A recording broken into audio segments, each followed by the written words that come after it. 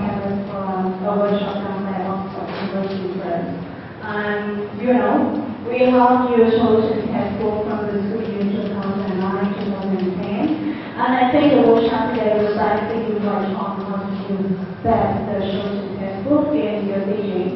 And I would like to introduce Ms. Natasha. She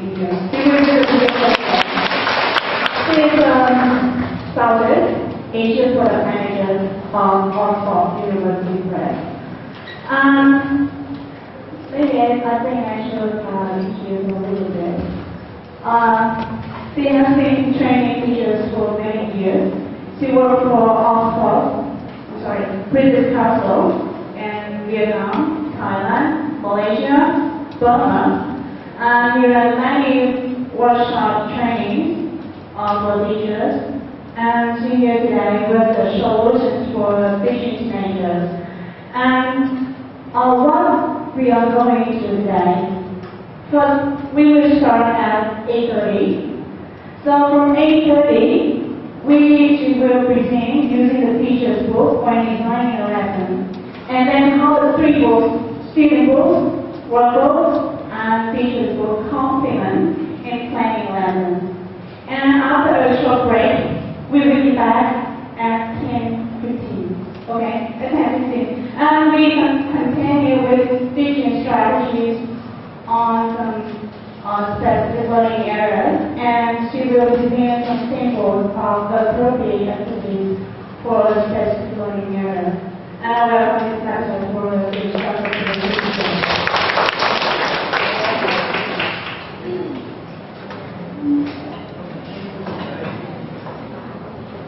Okay, hello everybody. Thank you for having me today. So yes, my name is Natasha, and I work for Oxford University Press, but I was a teacher for a long time in many countries in Southeast Asia. Today, we're going to talk about solutions for teenagers. Do you all teach with solutions textbook? Yeah, everyone does. How long? A couple of years. Is that right? So you know it quite well already? Yeah? Some new people. Who is new? Is anyone new here? New teacher? Oh wow. Okay, so quite a few people new. And maybe you don't know the book very well. And some people know, so a little bit of a mix. Well, today, we're just going to do half an hour of an introduction about the book, but a little bit about the book and the methodology of the teaching ideas behind it. And then we're going to look at planning a lesson using solutions. Then we'll have a break. And then we're going to do some fun activities, okay, skills activities. You do not need to take notes because we have a handout. All the information in a handout. So don't put your hands and make notes. Okay? Very boring. Alright. First of all, give an introduction and methodology. Has anyone seen the expression tweenies? Teenagers are very different at different ages. Yeah? Very, very different.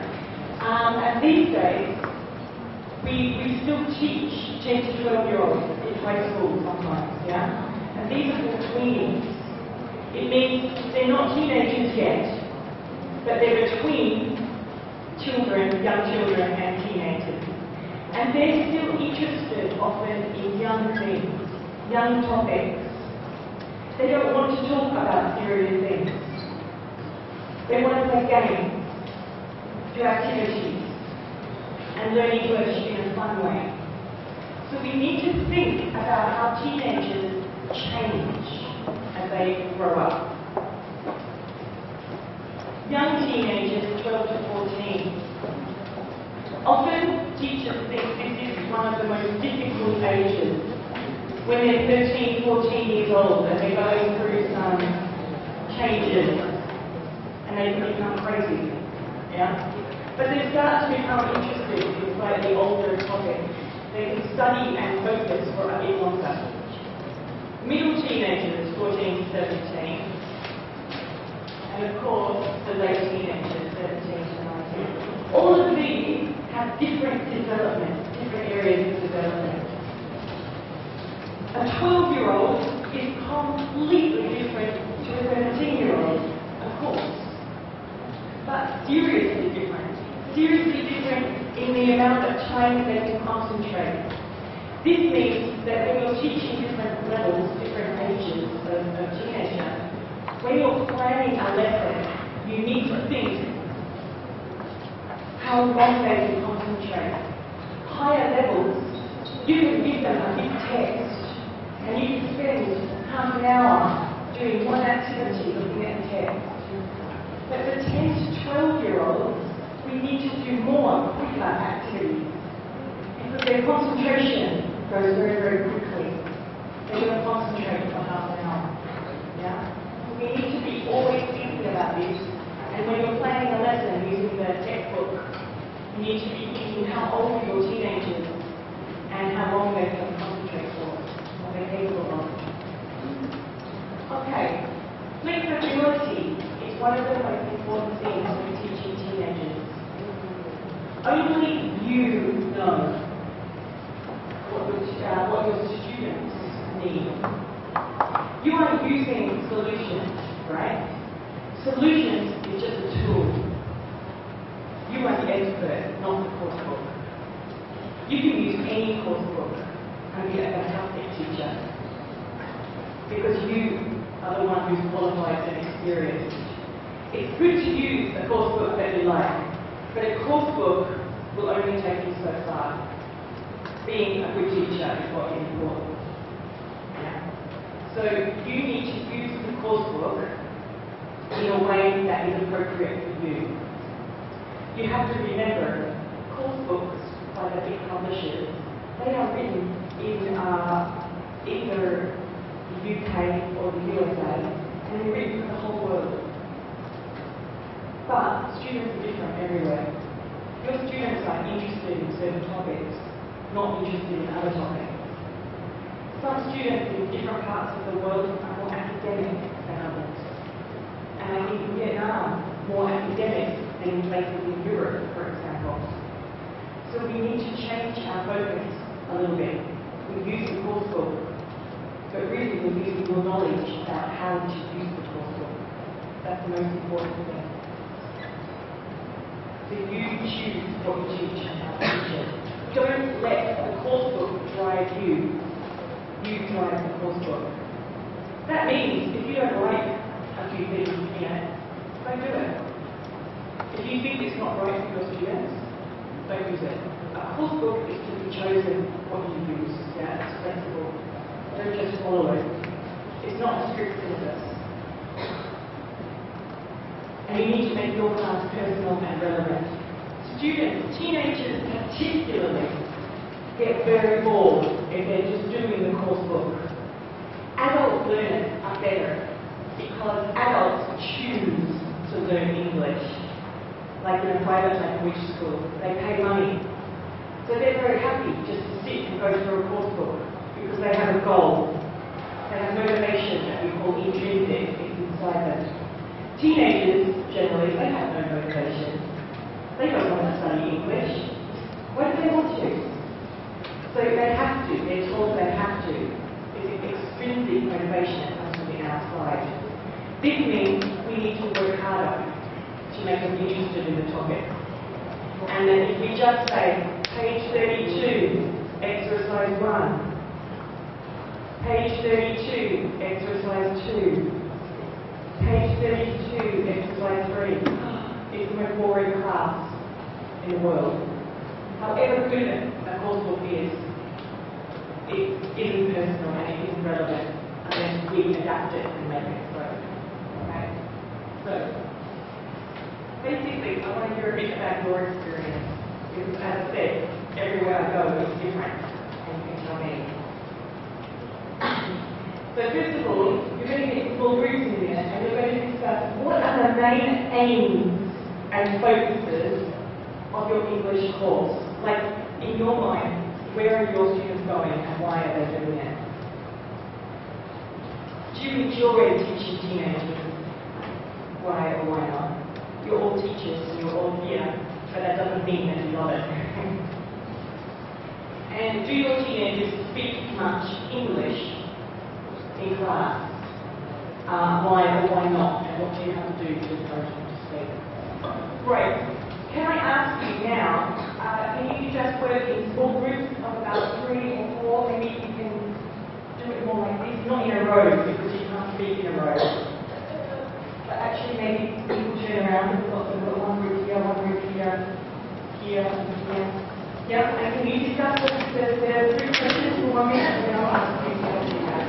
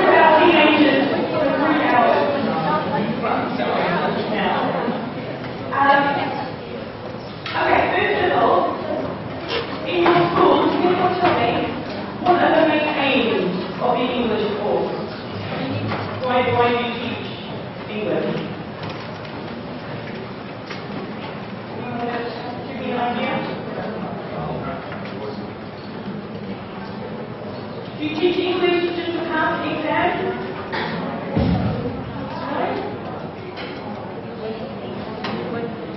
Do they have to take exams in English? Right. So there is some exam preparation. Is that right? They must pass exams, correct. What about skills?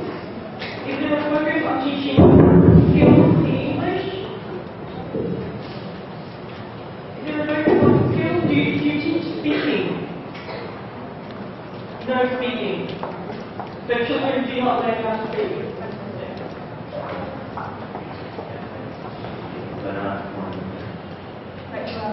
Foreign teacher. Foreign teacher. Okay. Only foreign teachers teach speaking. Is that right? Vietnamese teachers, you don't teach speaking in English. Do you teach your classes in English language, using English language? Okay. What do you teach?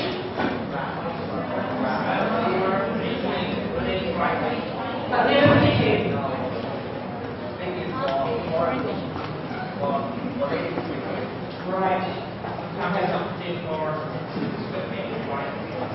Yeah. It's very hard to differentiate speaking and listening. It's very hard to split that. If you're teaching listening, it's quite difficult to not try to teach speaking at the same time. Okay, the foreigners teach speaking, the new learners teach vocabulary, grammar, all the boring, difficult stuff. The foreigners get to do the exciting speaking. Okay, alright. Do you enjoy teaching English? Yes? No? Yes. I kind of hope so. Okay, but I think we can admit sometimes teenagers are a bit difficult. Is that true? Yeah. Yeah. Okay, so sometimes we have great classes of teenagers, but sometimes we have classes that are a bit sometimes difficult students. When I used to work for a place where we taught all different languages. We taught adults, teenagers, and young children. And teenagers, no teacher wanted to teach teenagers. I loved it. I used to choose teenage classes, but I was unusual. But I still found them difficult sometimes. I had a few teenage classes. So it's very difficult to stop them talking, or sometimes difficult to get them talking. Yeah. What do you think? I don't know. What's your opinion? I don't know. What do you want to do? I don't know. This is I think probably as teenagers we all did this. I'm sure I was just like that at school. And sometimes these guys, they grow up to be very intelligent, outspoken adults. There's about 3 or 4 years where they're just going through this phase. It's very, very interesting. Okay. So in your classes, if you're Vietnamese, you don't encourage your students to speak English. They speak Vietnamese in class. You teach English, they speak English. Right, okay. So in a way, sometimes they speak Vietnamese. Absolutely. Every country in the world, they'll speak their first language a lot. Because again, remember, adults, if I'm learning Vietnamese, I pay money to learn Vietnamese. I want to learn Vietnamese, so I want to practice Vietnamese. Teenagers don't choose this. So they want to talk to their friends, they're going to use Vietnamese or English. It's all about me first. Very, very normal. Okay, well, what the author the authors of Solutions, they did some research, and they found that most people around the world, there were some common things. Not always true, but most people. They found that a lot of schools around the world were asking for more focus on helping students pass exams. Yeah? Exams becoming what we call higher stakes, more and more important. And they were finding that even many students were very good at English or enjoyed it, they weren't passing exams. Now, passing exams should not be the main aim, because students can pass exams and get an A, but still, when they go into the real world, they can't speak English. And that's no good. But as teachers, we still must get through exams. They found that teachers more and more want very clear and easy to follow lessons. Yeah? So that you don't look and go, what am I going to do with this? How do I do this? Do I do this before this? What do I do? So they want it to be clear. And they wanted more support for the speaking and the writing. They also wanted lots and lots of extra practice and activities, but they wanted it to be flexible. Okay? So this is the idea. This is the idea behind solutions. Obviously, if you are a new teacher, you just have to believe me. But if you are a teacher that's been using it for a couple of years, you already have your own opinion on if this is true or not. If you've been here for a few years, sometimes do you use the exam preparation material? You know, in the course book, there's some pages for teaching exam skills. Do you do that? Okay. So, they also practice English skills, so there's spoken grammar, vocabulary, etc. Okay, so basically, you can adapt all of these things to what you need and what you want. But exam preparation is been one of the biggest things that teachers have asked for. So, for example, in the student book, you've got these. Also in the workbook, you've got the same thing they can do the homework. Now, using this as a lesson, it could be really boring. So you have to decide whether you want to set it for homework, whether you want to do it in a lesson, whether you want to maybe just do a little bit of this, one or two exercises over the course of a week, not do a whole lesson on this. Asking teenagers to open their books and do this for 1 hour will kill all enthusiasm. But if we start bringing it in and do a little bit of one exercise each day, then it can be a little bit easier. And they can still do the fun thing as well. You've also got the workbook, and we've also got a test generator, which has extra tests, etc. You don't always have to give them serious tests. You can make it fun quizzes, etc. Okay. In a unit, it was designed to be very easy to teach for writing lesson plans, for teachers. So, for example, they put the vocabulary and the listening together. More and more now, good teaching pedagogy and methodology is understanding we can't really separate the skills and the grammar and the vocabulary. And that the best way to teach vocabulary and grammar is through skills.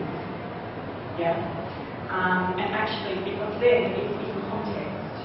They can listen to a story, for example, and the new words are in the context of the story. They're not the old-fashioned idea of just learning lists of words that mean nothing. More and more we realise people's memories work if it's an interesting topic, interesting story. That. But grammar still has a focus because we find that teachers like having the structure of grammar. It's up to you how much you work on it. Culture. Culture is, again, it's a flexible thing about how much you want to teach about culture, but culture basically is another way of teaching skills that are integrated. So again, they'll be using the grammar in the text that was just taught. So the grammar is in context. They'll be using the vocabulary that was taught. So the vocabulary is recycled.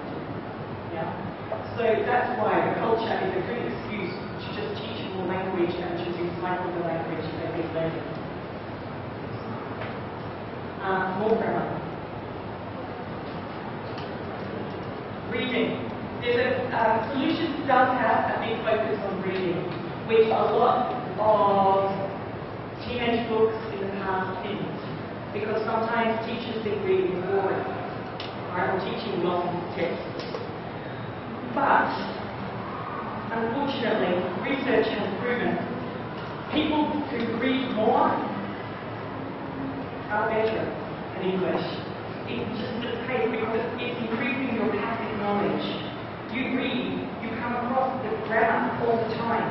You come across the vocabulary all the time. Students who don't read at all in a foreign language, they're not as good at that foreign language. So we have to encourage reading. The trouble is, we're fighting a losing battle because all around the world, people are reading less in their own language, let alone in a second language. So it's very difficult to encourage them to read. But they do have a big focus on texts in solutions. Everyday English, giving teenagers the language that they really need. Yeah?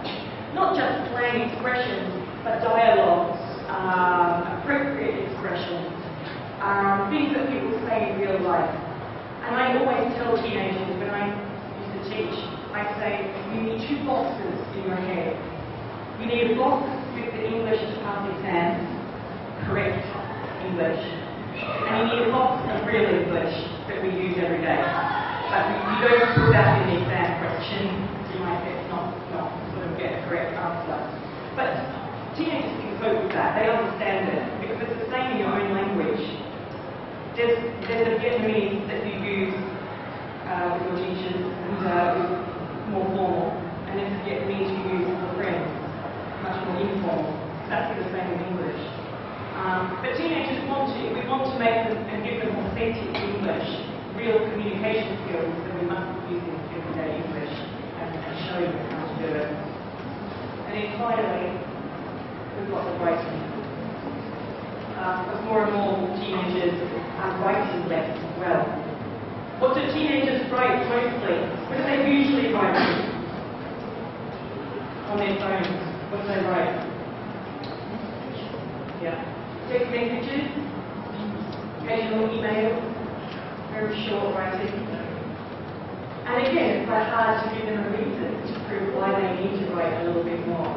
But we need to bring writing back into the classroom and to get them using the language, because it's producing, it's a productive skill instead of producing language, just like speaking. Okay, so this, if you look at this unit guide, right, and then you break it down, it becomes easier to plan lessons around it. Now, you've got to remember, the teacher's book has lesson plan or lesson outline or ideas for the lesson around every single one of these. So if you're looking at the culture page and you think, I have no idea, what am I going to do with this? How do I make it interesting? Then if you go to the teacher's book, it'll give you ideas for a warm-up to get the students interested in the topic. It'll give you ideas about how to stage the different parts of the lesson, and it will even give you ideas for extra or optional activities that you may or may not want to use. Obviously, you may also have your own ideas, you may have to do it, but the teacher's book is a very useful guide to quickly plan lessons if you're busy and you're in a okay? It's very important to think about that. But it's breaking it down and thinking about how we break it down. So do foreigners also teach using solutions, or do they just teach speaking separately? Also use solutions. Do you use different parts of the unit? What parts of the unit?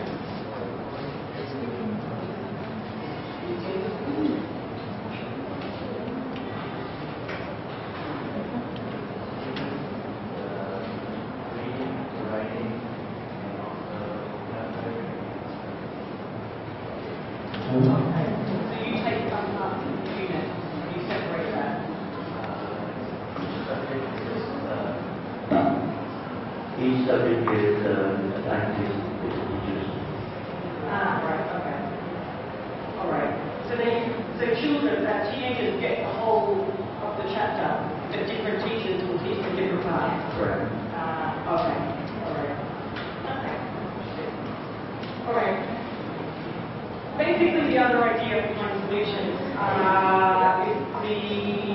modern focus on mapping to what we call the European framework reference. And this is something that standardizes learning. Okay, it started in Europe, but we're using it everywhere now. The CEF, as it's called, Common European Framework, is all about can-do statements. It's asking teenagers to start thinking about what they can and can't do. And not always have the teacher say, you're good at this, you're bad at this, you need more work on this. But asking teenagers to start taking responsibility for thinking themselves, what am I good at, what do I know, and what do I need more work on. Yeah.